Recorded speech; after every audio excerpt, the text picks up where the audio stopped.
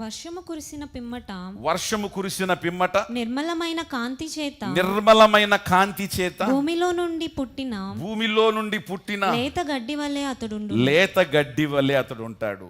Who is your Jesus? తొట్లో వేసి ఊపేవాడు కాదు, పైనుండి ప్రకాశించేవాడు, పైనుండి నిరాటంకంగా ప్రకాశించేవాడు.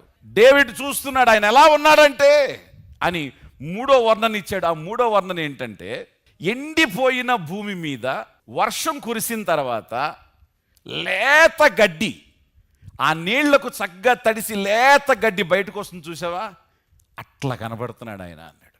ఏంటి దీని అర్థం? ఎండిపోయిన భూమి అంటే హోప్లెస్నెస్, నిరీక్షణ కోల్పోవడం, అన్నీ ఎండిపోవడం, అంతా లాస్ అవ్వడం, అన్నీ పోగొట్టుకోవడం, ఏ విధమైన నిరీక్షణ లేకపోవడం. ఒక్కసారి వర్షం పడిన తర్వాత, ఈ వర్షం అంటే ఎవరు? ఇది తొలకరి వర్షం. తొలకరి వర్షం పరిశుద్ధాత్మకు సాదృశ్యం. తొలకరి వర్షం పరిశుద్ధాత్మకు సాదృశ్యం. వర్షం నీటికి సాదృశ్యం, నీరు వాక్యానికి సాదృశ్యం. పరిశుద్ధాత్మ వాగ్దానం అనే వాక్యాన్ని ఆ ఎండిపోయిన వ్యక్తి జీవితం మీద వర్షంలాగా పంపిస్తే, ఈ ఎండిపోయిన భూమిలో పైగడ్డంతా ఎండిపోయినా కూడా దానికి లోన దుంపు ఉంటుంది. ఆ దుంప అలాగే ఉంటుంది.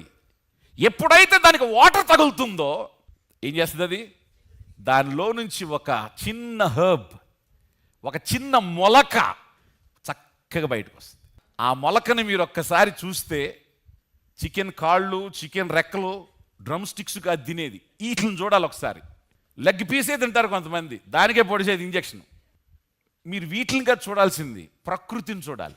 ఈ లేత గడ్డి మొలిచినప్పుడు ఊరు వాళ్ళు చూసి, అబ్బా ఎండిపోయింది అనుకున్నావురా, చూడు పచ్చగా ఎంత కలకల్లాడిపోతుందో.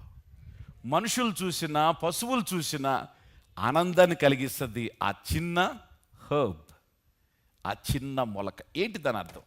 యువర్ జీసస్, నీ యేసు, నా యేసు ఎవరంటే ఈజ్ ఎ లైఫ్. ఎవరైనా జీవం, new life, new beginning, new start, new productivity. క్రొత్త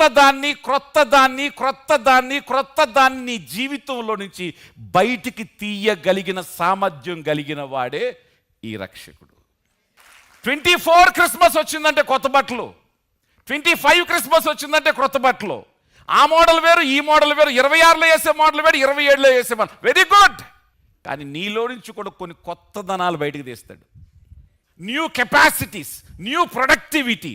నీలో నుంచి కొన్ని క్రొత్త సామర్థ్యాలు, క్రొత్త ప్రత్యక్షతలు, క్రొత్త ఆలోచనలు, క్రొత్త పనులు, క్రొత్త సంకల్పాలు నీలో నుంచి బయటకు పుట్టించగలిగిన శక్తి కలిగిన వాడు నీ రక్షకుడు. న్యూ లైఫ్ అనండి ఒకసారి. ఎండిపోయిన నీ జీవితానికి, ఆశలు కోల్పోయిన నీ జీవితానికి, ఇక జరగదు అనే నీ జీవితానికి, ఇక లేదు అనే నీ జీవితానికి, ఏం జరుగుతుందో అనుకునే నీ జీవితానికి, don't worry, I am there అని నీకు వర్షాన్ని పంపించి, దేవుని మాటను బోధించి, పరిశుద్ధాత్మ స్వరాన్ని బోధించి, పరిశుద్ధాత్మ యొక్క వర్షాన్ని కుమ్మరించి, తొలకరి వర్షాన్ని, కడవరి వర్షాన్ని కుమ్మరించి, నీలో నుంచి బయటకు రావాల్సిన వాటిని, బయటకు రప్పించాల్సిన వాటిని, అది నీ నుంచి కావచ్చు, నీ ఆత్మీయ నుంచి కావచ్చు, కుటుంబం నుంచి కావచ్చు, పిల్లల నుంచి కావచ్చు, నీ వ్యాపారం నుంచి కావచ్చు, నీ ఉద్యోగం నుంచి కావచ్చు, నీ ఆత్మీయత నుంచి కావచ్చు, ఆయన క్రొత్త దాన్ని బయటకు తీసేవాడు. క్రొత్త వాటిని నీ జీవితంలోంచి 2024 క్రిస్మస్లో, ఈ క్రిస్మస్ దినాలకి, సంతోషానికి కారణమైనటువంటి మన ప్రభువు ద్వారా మనం పొందబోతున్నాం. Glory to Jesus. ఆయన చూస్తున్నాడు, నేను ఆయన చూస్తున్నాను. ఆయన లేత గడ్డి వలె బయటకు వస్తున్నాడు. అంత బ్యూటిఫుల్గా, అంత ఆనందకరంగా, అంత క్రొత్తగా, అలాంటి ఆశలు కలిగించే విధంగా, నూతనమైన విధంగా మనుషులకు ఆయన ఆ విధంగా ఉంటాడు అని అర్థం. వర్షము పడిన తర్వాత గడ్డిలో మొలిచే లేత మొక్క వలె, ఆయన అంకురము వలె ఆయన బయటకి వస్తాడు. ఆయనే ఈ రక్షకుడు, ఆయనే ఈ మరియ కుమారుడు, ఆయనే దైవ కుమారుడు, ఆయనే మనుష్య కుమారుడు, ఆయనే మన రక్షకుడు. హల్లెలూయా.